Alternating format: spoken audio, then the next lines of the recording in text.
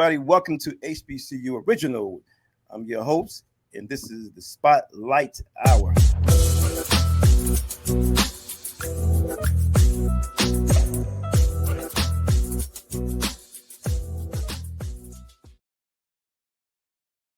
And we are going to introduce our sponsor for the day. Today's show is sponsored by Swift Pro for all your marketing needs. Want to be a sponsor? It's simple. Just email us for more info. Now back to the show. And now to our co-host, J.L. Williams. Yo, what's up, everybody, everywhere? God bless you today. Hey, man, I just want to say something. Today is the day that the Lord has made, and we are rejoicing and being glad, and especially the guests we got in the building. Woo! Brother Eli is in the building. He's here with us. We're really excited about him and all that he brings to the table. I can't wait to really get into this discussion, but let me tell you a little something about my brother. Hey, listen, he went to Dr. Henry A. Wise High School, and if you guys don't know, Dr. Henry A. Wise was a Tuskegee Airman. Okay, so he got something with him, and then not only that, but he came from there. And, you know, he excelled in baseball. Baseball is his love. This is what he does. He eats, sleep, drink, breathe, eat baseball. And we're going to find out a little bit more about him as we go on and have this conversation. But let's put this on the table. He's straight up HBCU, y'all. Come on. He's straight up. He is right now coaching at Delaware State University. Am I correct? No, Dr. Henry A. Wise. Dr. Henry Wise. I'm sorry. Yes, I'm sorry. Staying to be corrected. But and so we're going to have some conversation with him and really get into the meat of this because I'm really excited. One of the first things I want to ask you, Eli, you know, what got you passionate about baseball? How did baseball really come in your life and really get your passion going around that sport? So honestly, my father actually wanted me to play my freshman year of high school. But my GPA was trash. I'm not going to my GPA was not where it was supposed to be at. So my mom said, this is an all academic year for you, and you're going to have a seat. So when I finally got the opportunity, my sophomore year at Wise, tried out, made varsity. But it was like I said, it was our inaugural year. 2006 was the year the school was founded. Yeah. So I tried out, made varsity, just solely off athleticism. Like that was my first year playing baseball. And that was like majority of us, honestly. It was like two of us on the team that actually had baseball experience. Everybody else, we was just getting it out the mud. So my sophomore year, it was a learning curve, and it was hard. Junior year, the beauty of the game started to come to me. Like tracking the ball in the outfield, depth perception. I'm talking about the hustle, the grind. Like that's what I fell in love with. So I'm no stranger to getting it out the mud. Come on, that's what I'm talking about. Man, let me listen. I don't know a lot of. Well, let me say this: our cousin, Vince and I's cousin, Derek May. Derek May. They pulled him right up out of high school. They got him right up out of Newark High School. He played for the Cubs, right, Vince? The Cubs. He played for a couple teams. He played for a couple teams. He played for the Cubs, and he was dominant. I mean, that's back in that day, and that was like what in the 80s, right? That was somewhere like 80 something. Okay. Yeah, so I didn't even know they can come get you out of high school. So he must have been a beast. I knew him about playing basketball, and I heard a little bit, but I knew his dad. His dad, Dave May, was a beast. He was a professional baseball player. I think he played for the Orioles, right? For the Orioles, exactly. Yeah, he played for the Orioles. So you know, so that passion transcended down to that generation, and then he got picked up right out of high school. Like I didn't even know that could happen, and even back then, I didn't know. You couldn't ask me a question and say like how many African American baseball players are playing in high school today. I could only give you one, and that was my cousin. I can only give you him. I can only give you him. And so we haven't been either exposed that sport maybe. And I know early on it reached us because early on, like in the 70s, we were really on it in the 70s, and then the 80s, you know, we were on it, but somewhere we just didn't translate through generation where we see kids now being passionate about the sport, playing, because anything we put our hands to, it just morphs. It goes to a whole nother level. I want to ask you, why is that? What happened? What's going on with this, man? Man, so baseball, to go back to the first part, baseball is probably, if not the only sport that you can still come out of high school, honestly. And it's different. Like basketball, I would say basketball is one of those sports you really got to develop. Like kids coming out one and done in basketball, it's kind of hurt. I'm gonna say it's hurting the game. I feel like it's a learning curve or a speed change between high school and the pros.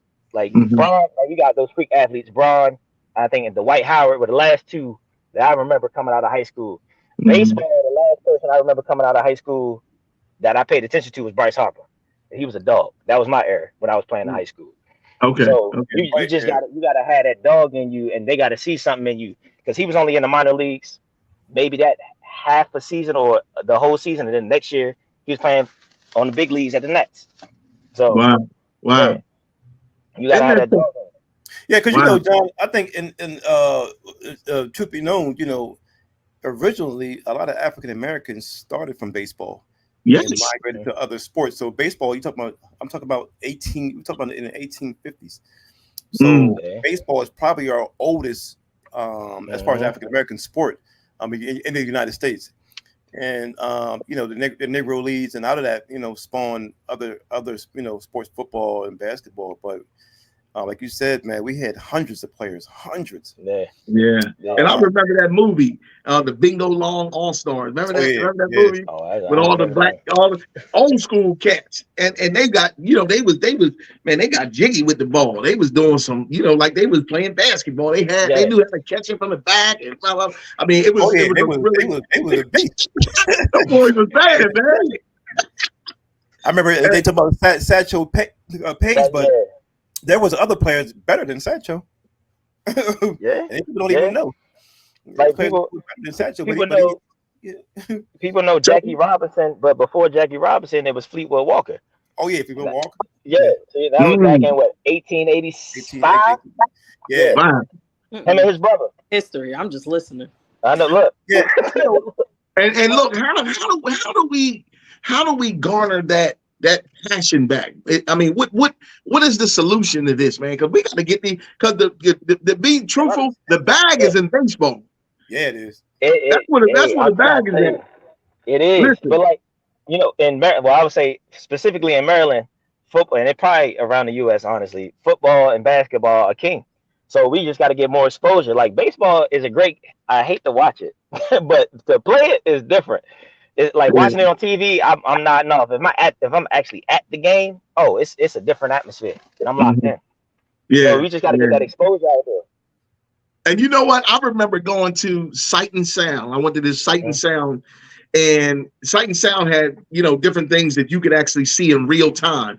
I never knew how challenging it was to throw a baseball from like a professional diamond. And I got on, hey Vince, y'all listen, Shayla, you're not gonna believe, I got on the baseball mound because they had it all measured out. Yeah. And I said, I'm just throwing like that from here. Yeah. 180, 85, 100 miles an hour. I'm like, are you serious? You talking about a skill set? Yeah, it got to be on a beam. Come on, you gotta be what? You gotta be on the beam. You gotta be top fit. And let me ask you a question about the migration from. I know you coach in high school, but what is your relation to Del State, and how did you get be a part of the baseball scene there? So when I got to Del State, or how I got to Del State. They came to Wise High School, and they were waiving application fees. I applied, went through the summer bridge program. My freshman year, or summer going into the freshman year, I had to do the summer bridge. Sophomore year is actually when I got introduced to Del State athletics. Me and Shayna, matter of fact, we started working that summer as athletic videographers. So we was filming football, basketball, baseball highlights, softball highlights, bowling. Bowling is actually, bowling get it in. But so yeah, we started there, and then it just branched off. When I went to grad school, we kind of how they wanted us to do it. When you do your dissertation or whatever, you stay around one thing. So I chose baseball. So I wanted to also go out to the baseball field and kind of shadow those coaches to try and learn a little bit more on a college level, because the game speed changes, different tactics, nuances, and things of that nature, and take that back to Wise. The goal was to always get back to Wise, not necessarily as a head coach, but the goal was to get back and trying to teach those kids something that I didn't have coming in, like a baseball resume. I didn't learn that until my senior year of high school. And by that time, it was too late. You know, we were still keeping stats on a pen and pad. Now everything is on, everything on the phone now. Yeah. Well, I know we talked offline too. We had spoke a bit about it offline, you know, and John and say about you know, the athletic transition. I guess, you know, a lot of the HBCUs have predominantly now Caucasian players, and when it used to be predominantly all black. And John, you know, you touched that, you know, how we lost touch. So from high school down to college, we don't even see these athletes on the HBCU baseball team. Right. And it was something that, and we have the natural athletic ability, like you said, you know, about your natural athletic ability got you to be able to play at a level to be able to compete just off of that. Yes, sir. And so now, what are some of the things that, you know, if we have a young person out there listening that, you know, that may have an interest, a curiosity in getting into baseball, what are some of the things that exercise, the different things they really, what do you need to work on in baseball to get more proficient?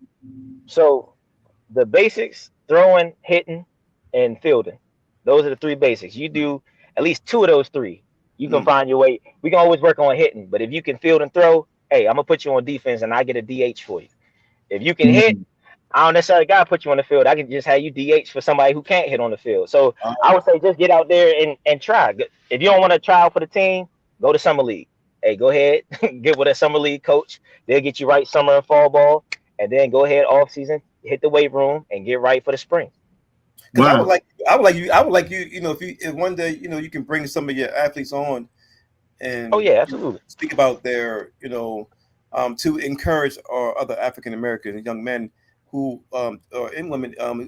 Listen, it's not, you know, there's other sports than, you know, track and field, football, and basketball. Yes, sir. You can use, if you don't make it in another sport, you can come to baseball. It's wide open, man. You know what I mean? You don't even know. So like, it's crazy that you said females.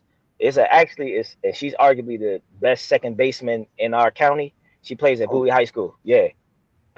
What's her name?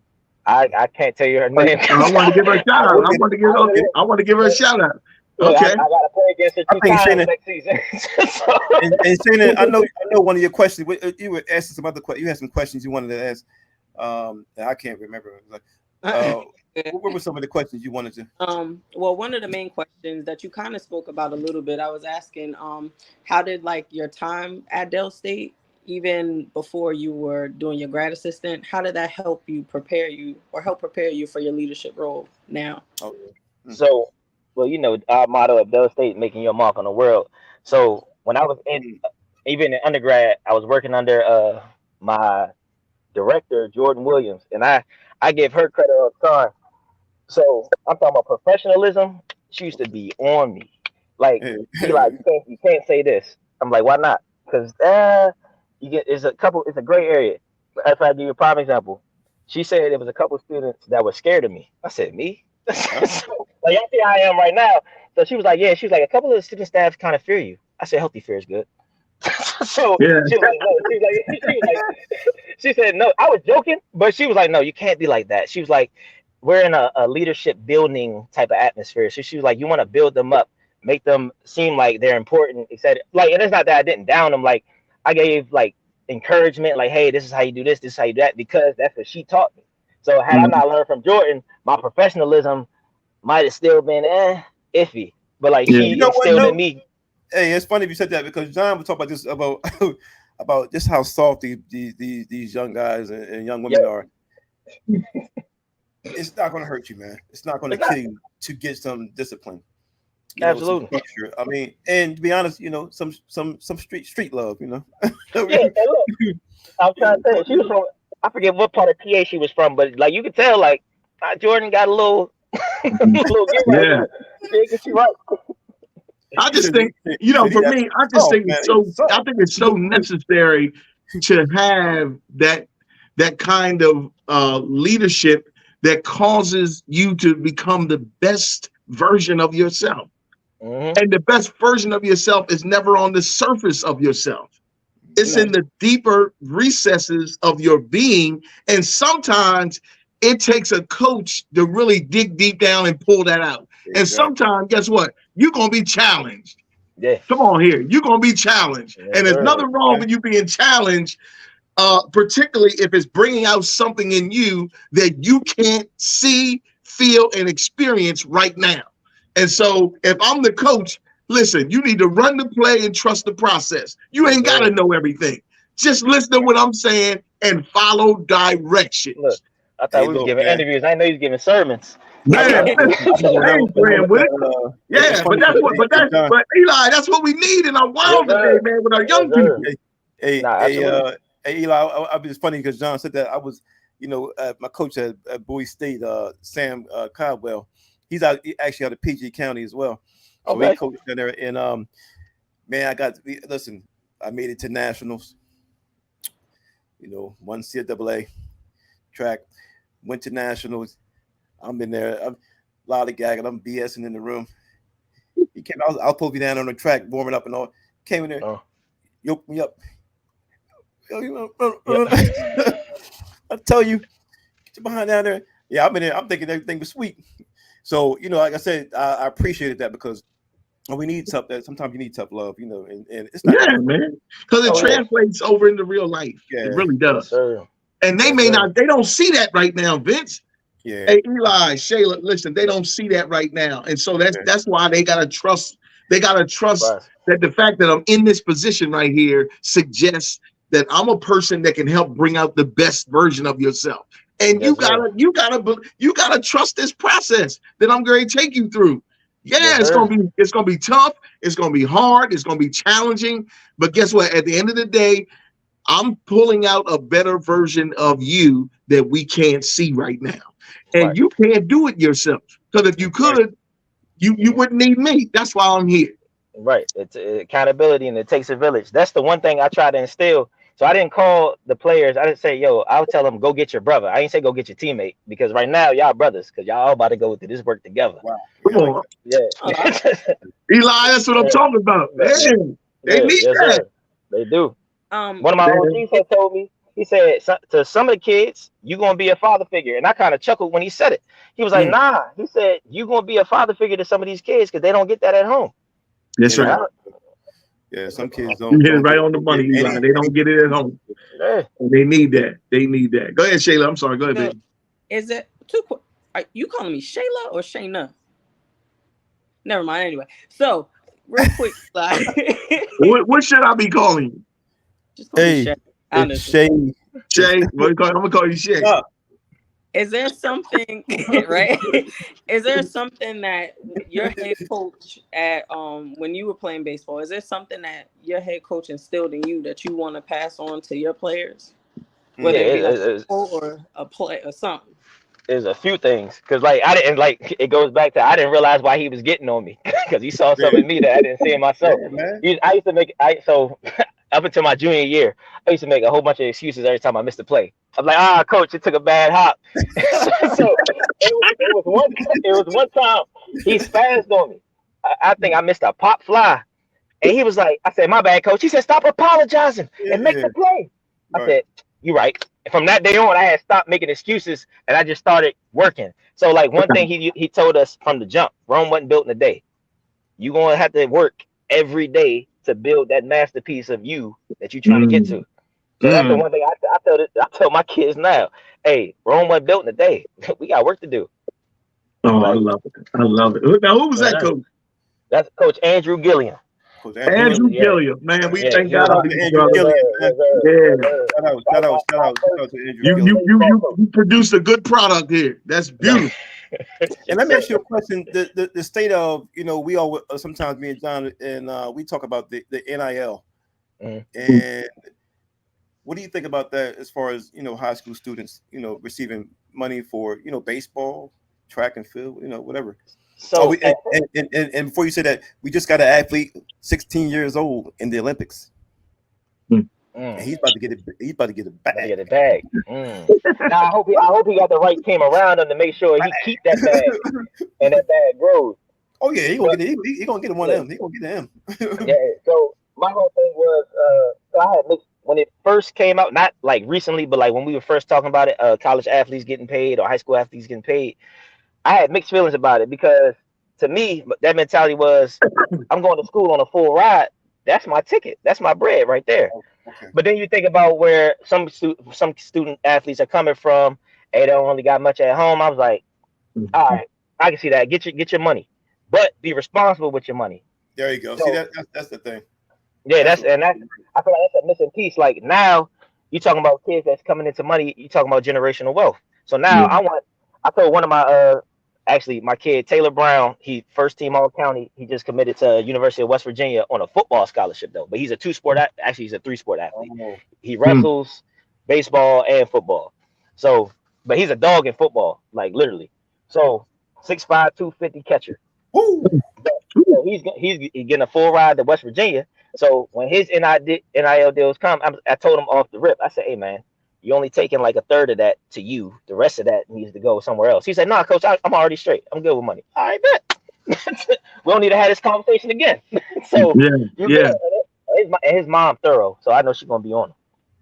Yeah, and that's so important, man. That some of the teaching that needs to happen, particularly with our athletes, are really about financial wellness, helping them to be well financially, and then us creating that village around them, that village of love, safety, and and really giving and resources that really can help them, in their careers that they're going to go play, professional sports and all that kind of, listen, the Bible says a fool and his money will soon depart. Right. And so we got to make sure that we are equipping our kids and they're being armed with understanding and the know-how to make sure that they realize that their money is a tool. Right. And so, this money has to last for a while. And I remember, Charles Barkley talking about that as he was buying all these cars, and Dr. J had to pull him up and say, yo, man, what you doing? You can only drive one at a time. Like, you got all these. This money has to last for a long time. Yes, sir. And so it takes the wisdom and knowledge of the village to come collectively and really help our kids, man. Because I think I touched on that, man. What you were saying about these kids, coming into wealth, and now a lot of people don't even realize the high school students have more views on Instagram, social media. They have more followers than professional athletes. They're making lots of money, and so that may stunt their growth a little bit because, like you said before, having all this money sometimes, John, they don't have the cognitive, and they don't have people around them that like that village, like you said, Shannon, that can help them up with that money, man. That's really important. 16 years old, and you got $1 million. Children like that, or that. I don't think money should be like, because kids, they don't have the understanding of like what it could do. They just kind of see what's in front of them right now. I don't think that should be like a thing for. I wonder if that's going to be damaging to them. I just always wonder, like, is that going to be damaging to to these young men because now they're not even in college. They're in high school, 14, 15, 16, and they're $1 million. There's several kids who get $1 million almost. Yeah. But they got to be willing to listen. That's they have to be willing to listen and to understand that people really want to see them well and see them. The people that are supposed to be around them to help them to really see things clearly so they can change them effectively. Those things are extremely key. So you can really get the victory in every area, in baseball and whatever it is that you're doing. But you got to have those qualified people. I call them capable captains. Yeah. You got to have them capable captains around you that can really help you in these spaces that are right now your blind spots because you haven't seen them. You haven't been exposed to them. And then you look at like they have this thing on Netflix with the I don't know if you've seen it, but you guys may have seen it, right? Where you have all these athletes that have went broke. Oh right? yeah. And crazy, and they made crazy money. And I'm like, what is going on here? And it's just a lack of guidance. Lack of guidance, and people not taking responsibility to really help these young. And then they come from broken homes. A lot of us, their fathers not in their life, and all that kind of stuff. And I thank God for my coach, man. My coaches, I thank God for them, man, because they really helped save my life. Bless him, man. Right. Yeah. I mean, they said about in another 5 years, man, the high school athletes will probably generate 100 million. That's crazy. Easily. That's because of NIL. So I think we need to put a cap on it. I really don't think they should be getting paid. Like I think because it stymies them and they some of them get big headed. And then they feel like no one can talk to them, can guide them. But that's where it started in the house.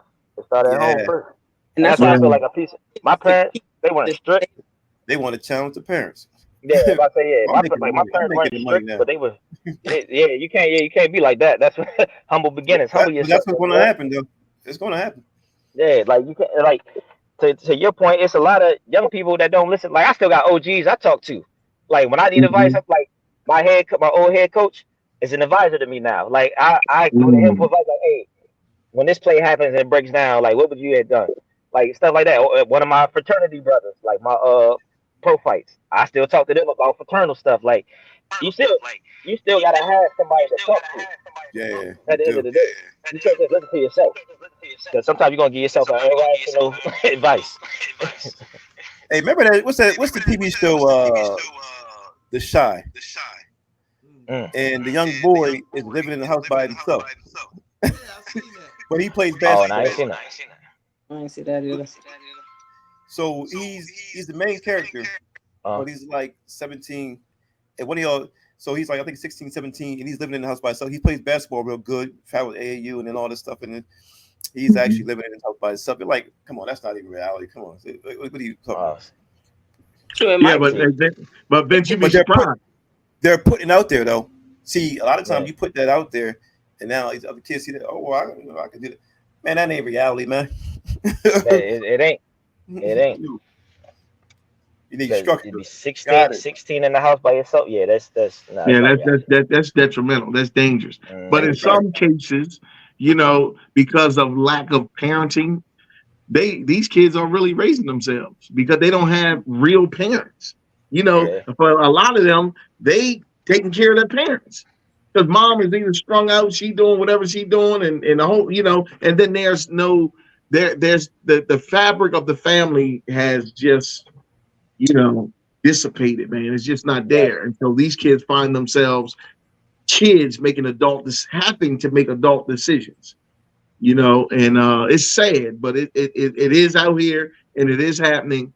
And this is where, we have conversations like this are so important because we have to be that help in that community for these kids. Yes, sir. Definitely. What I mean? We got because somebody was that for us in some area of our life.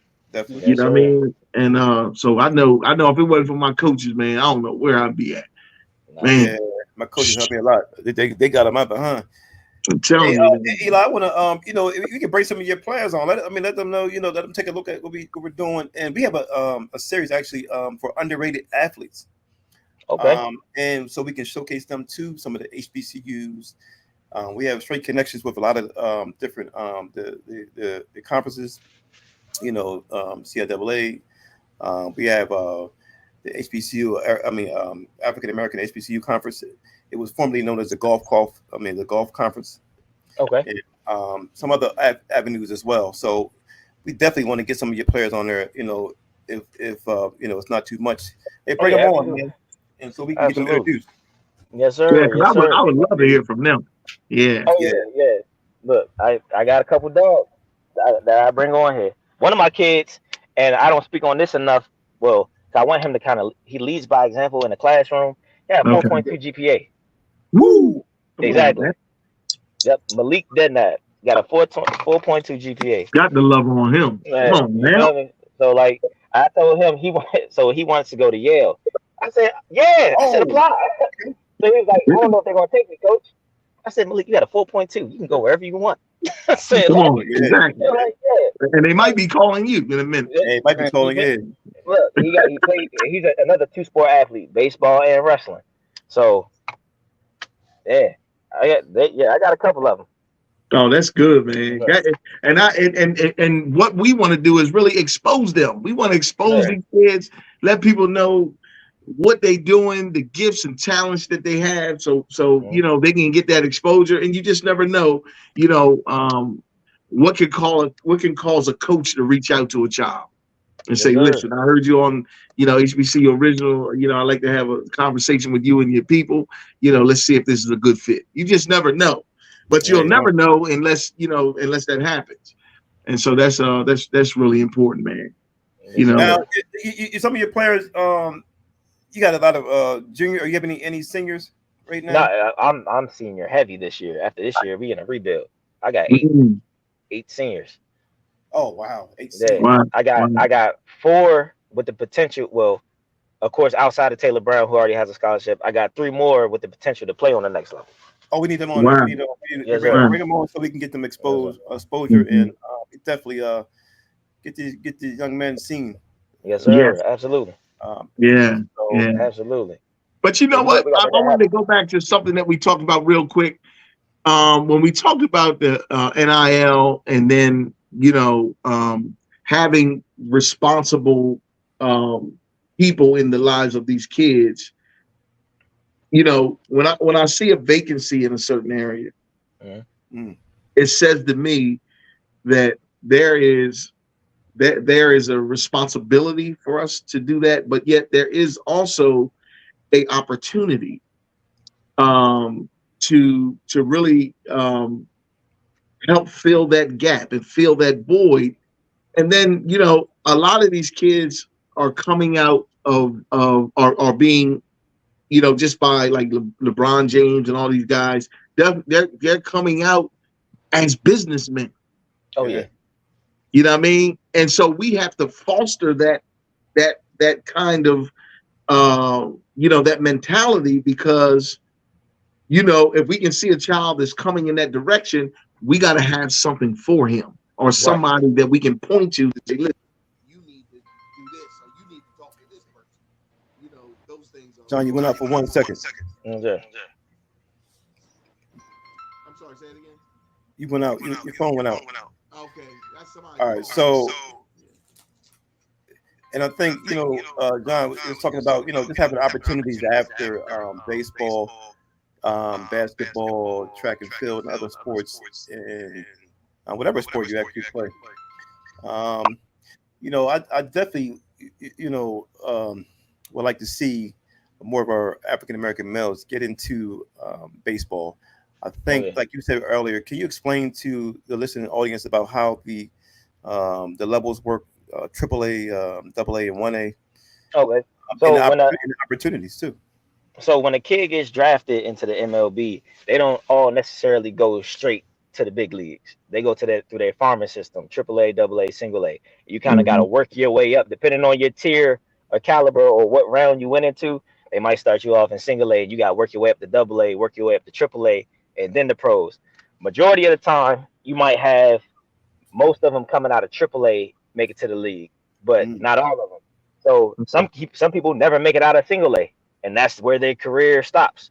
So it's just like it's a work ethic thing. So like most high school kids, like for example, like I said, Bryce Harper earlier, he was AAA, and then after that 1 year, he was in the big leagues.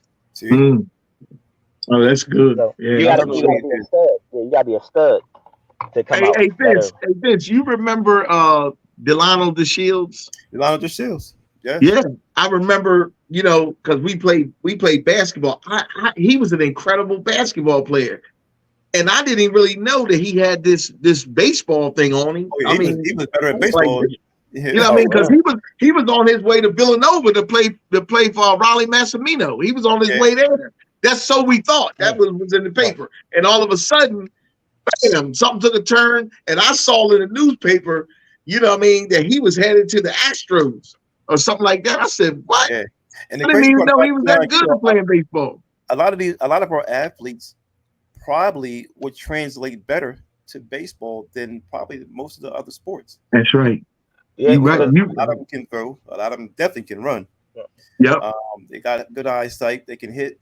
They just haven't, get reintroduced to the game. I think that they, a lot of these athletes who don't make it pro in basketball, who don't make it pro in football, or get it, try baseball, man. Yeah, football and basketball is, I won't say it's oversaturated, but it is. It's oversaturated. Everybody want to play those two sports and try and go pro in them two sports. These other sports, they just added sports to the Olympics. Exactly. I'm about to start playing badminton tomorrow. I'm gonna get paid. But handball looking real good right now. Backhand is crazy. I could probably go pro. So Eli, really quickly, what do you think we can do to get kids to be more interested in baseball? We just got to expose them to it. So coaches holding camps.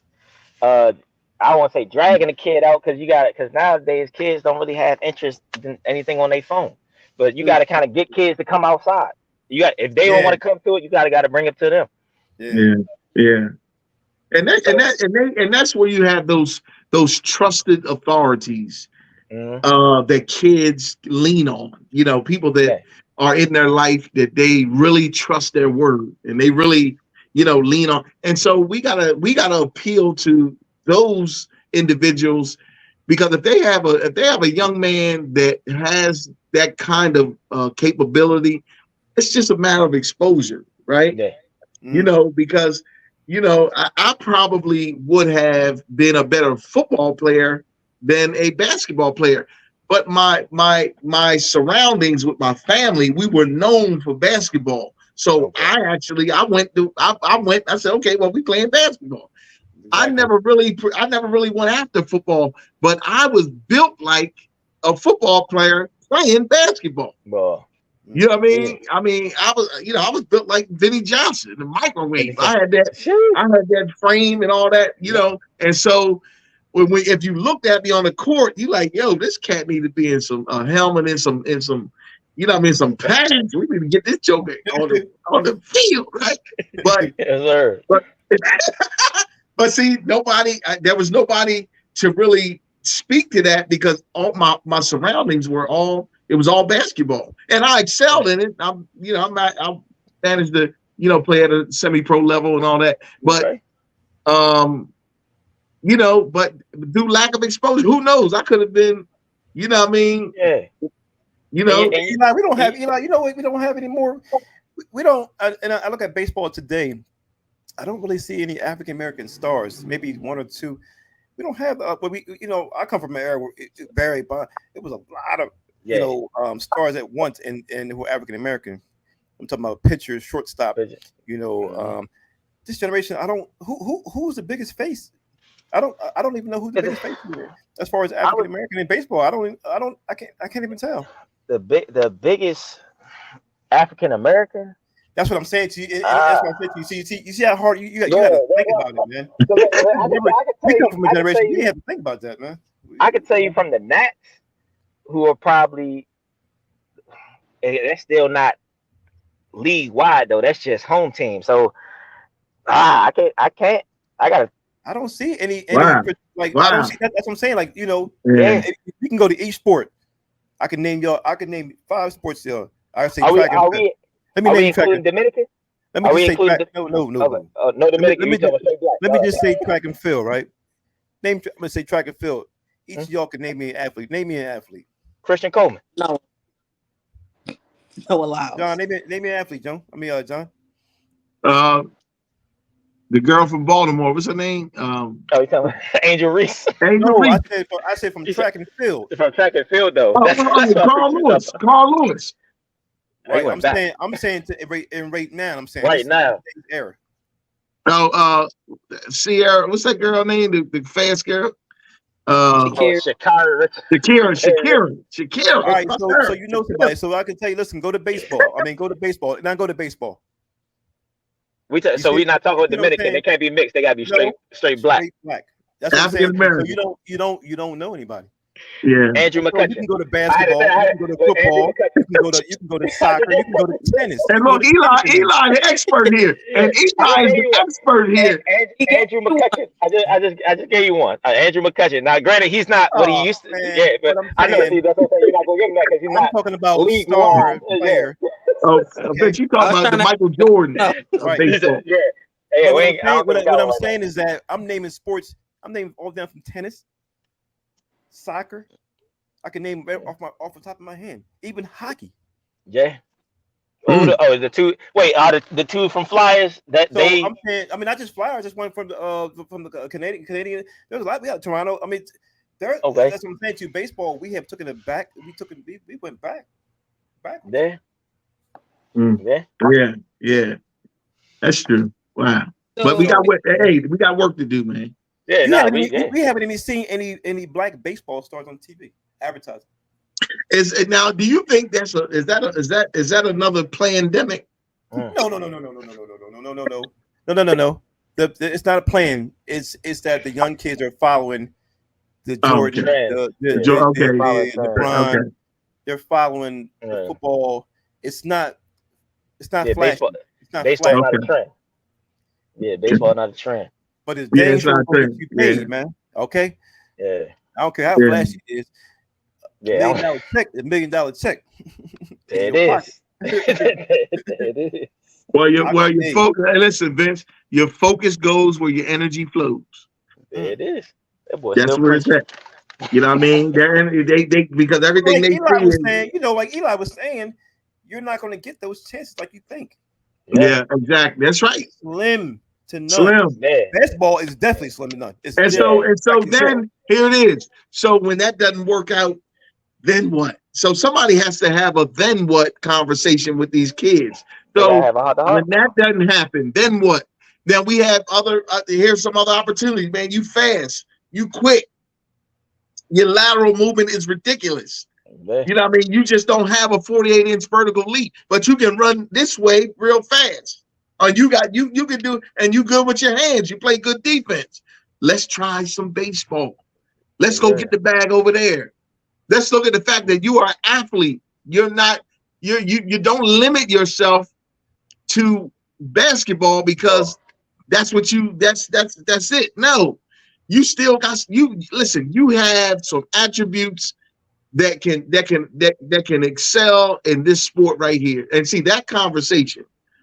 Conversation needs to happen with these young people. Look, I'm one of those coaches that I encourage you to play another sport. I don't want you to just play baseball. I don't want you to just play basketball. No, play another sport. That'll get you right for your primary sport. That's right. That's right. I want you to get right.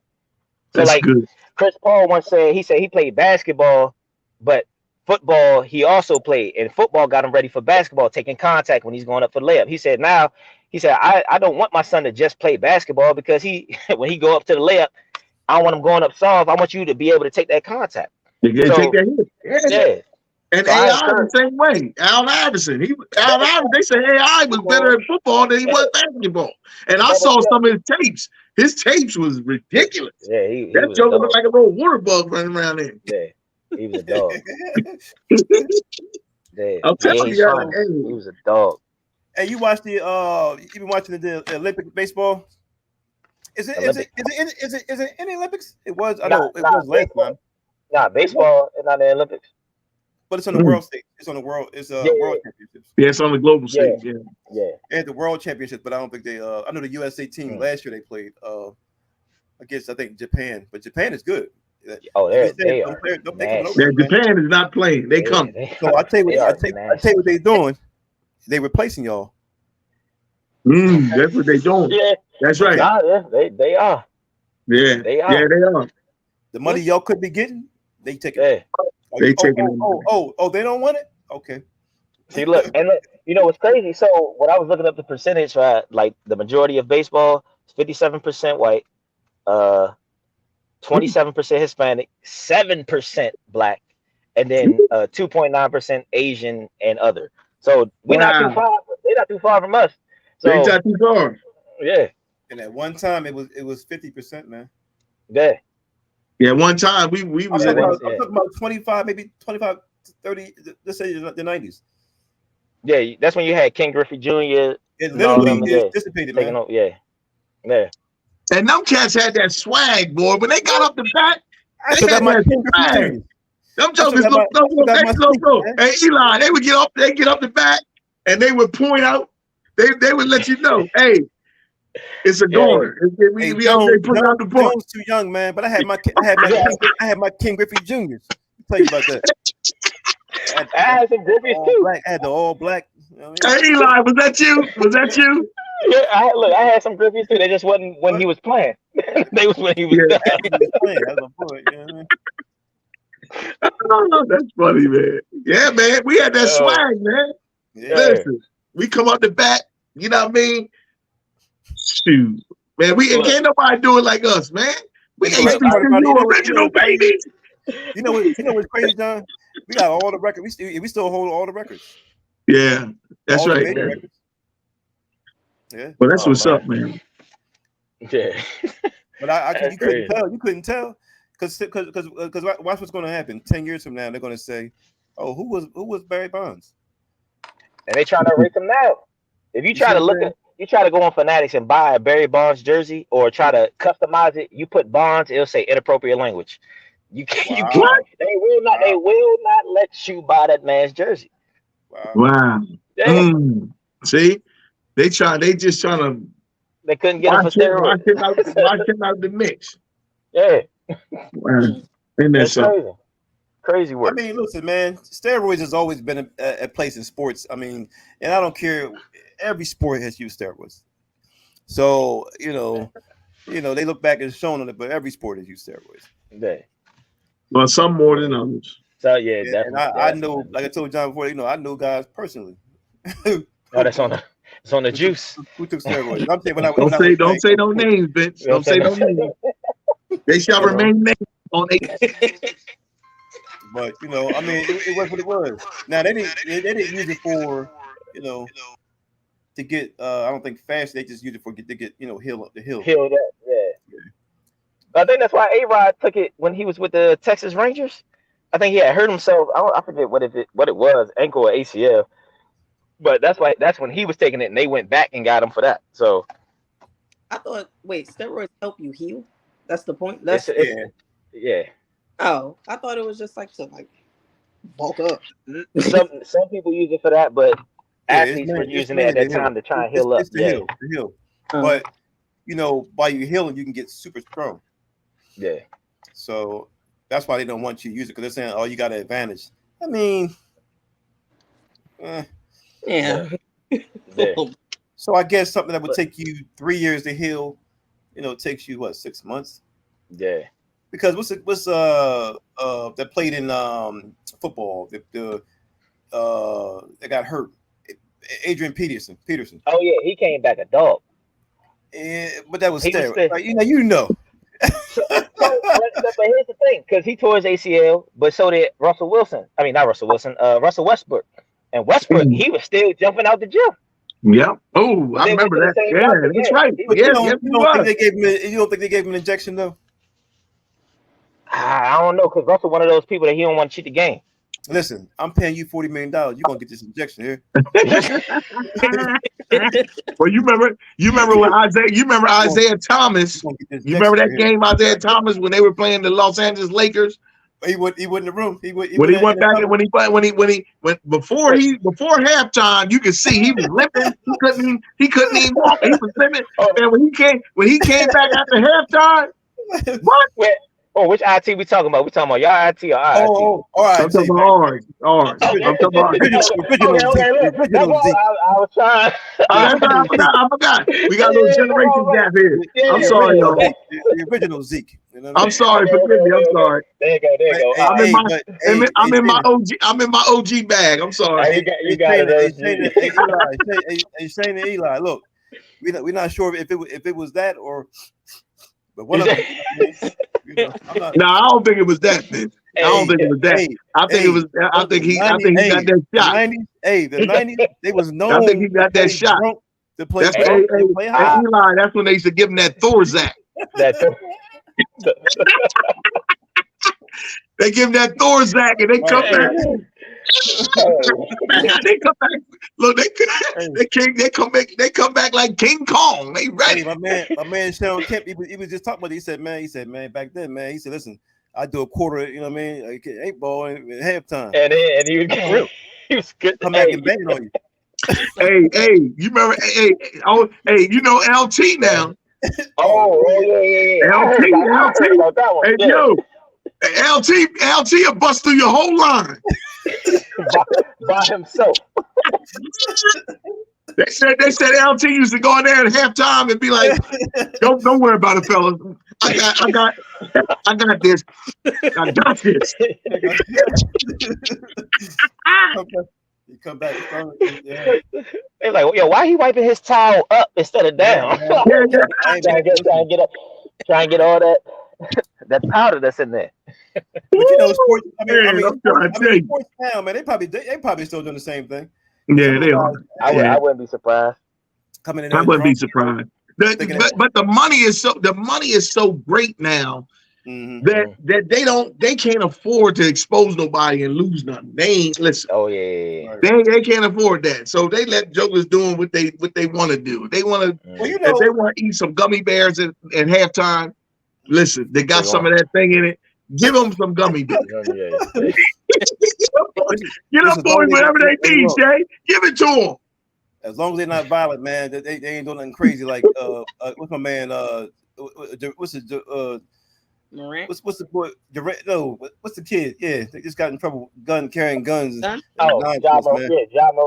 Ja Morant. I'm like, that's oh shit, my man. God. Yeah, well, you know, I hope that he gets the help. I hope he, you know. Yeah, he's such a great athlete. He's I'm praying he gets himself together. Man. And the That's another one. Man. Yeah, another young boy that don't got no OGs around him. Well, he got his daddy, don't he? Yeah, right there. Oh, that's right. Well, then I don't know. He need to talk to him. Then.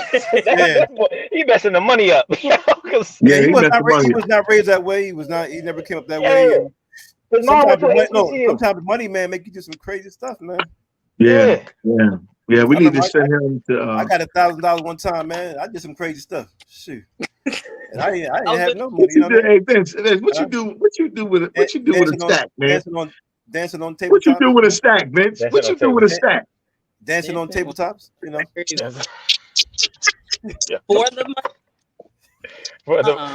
No, not for the money. I said I got my. Hey Shay, what he's saying, Shay, is he was tricking. He was doing some tricking. That's what it sounded like. He was tricking with that. He was tricking with that stack. I know what you was doing. Hey, Eli, thanks to the federal government. Eli, he was tricking with that stack, man. I got my refund check. Hey, look. And back then 1,000 used to stretch you. You can stretch it. Yeah, you did a whole lot of tricking with a stack. I got a car. I'm serious, man. What? I got a nice little car back in the day, $1,000. Nice car. Okay. I believe that. You could get a nice bucket with a nice car with a stack. Yes, you could. I get a nice car. Yeah. That's true. That's true. You can definitely do that with a stack back then. But y'all era, man, you know, hey, one of the things we definitely want to get you back on, and if you can, I mean, we can we'll hook it up, you know, bring some of the athletes on, you know, we can do up to 10 athletes. We had that many on there, but let's try 3.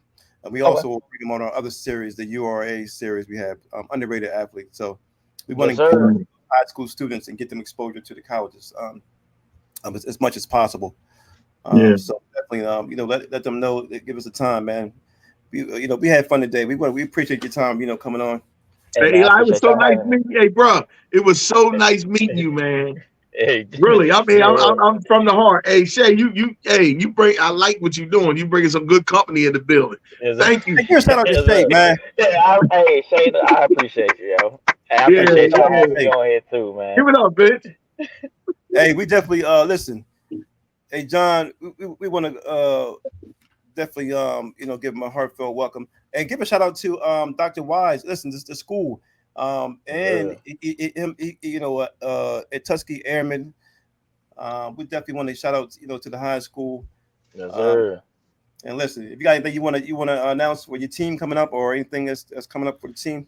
We don't really have nothing coming. It's off season. School about to start, so I'm gonna be on them because grades come first. Student athletes. Taking donations. Are you looking for donations too? Oh yeah, we got a booster club. I can get you that later. Because I got to get the Booster Club president and get her information to Cash App, and then boom, I can get it to you. Oh, that's good. Yes, that's what's up.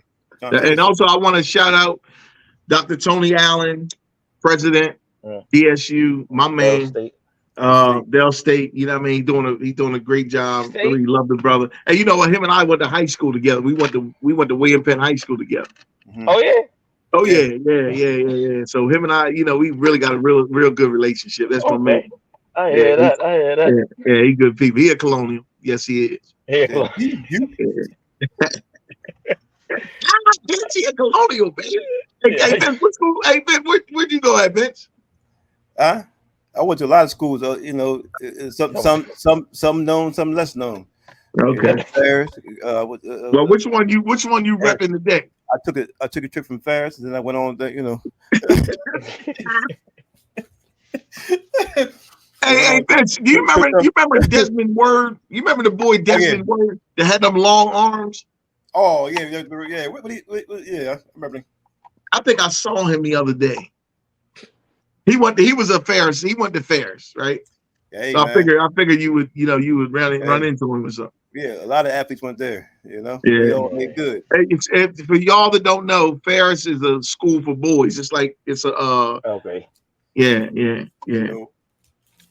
But it's all good because we had some great athletes come out there, some great people. I know a lot of brothers that still work there. That it's always a great place. Great place. Man, we're gonna have John take us out. We appreciate everything. Hey, everybody, give a shout out. Listen, representing Dell State today. Alumni. We have, and also we want to shout out to 9 Acres as well. 9 Acres. Yeah. Everybody, your information as far as how they can reach you with your book. You can get my book at 9acrevibes.com. So the word 9 actually spell it out NINE acrevibes.com, and you get my comic book. And I also go ahead, Shay. Hey. I love it. That's right. Talk about that. I love that. That's what's up. Oh, all right. I was about to say, my bad. All right, John, take us out, John. All right. Hey, man, everybody, listen, this was an awesome time. We thank Brother Eli for coming on board. You know what I mean? Just giving us some wisdom, knowledge, and some of his great experience. And we wish him well and all his teammates. And we look forward to having the whole team. We want about at least 3 of them, right, man? We want them on deck and give them some exposure. Listen, we celebrate kids. We don't tolerate kids. Listen, children are a message and a gift that we send to a time we may never see. And so, listen, we want to celebrate them while we got them right now. So, listen, from the HBCU family, we love you. And it's all about being an original, baby. Yes, sir. So we'll talk to you soon. Let's go, Vince. Peace.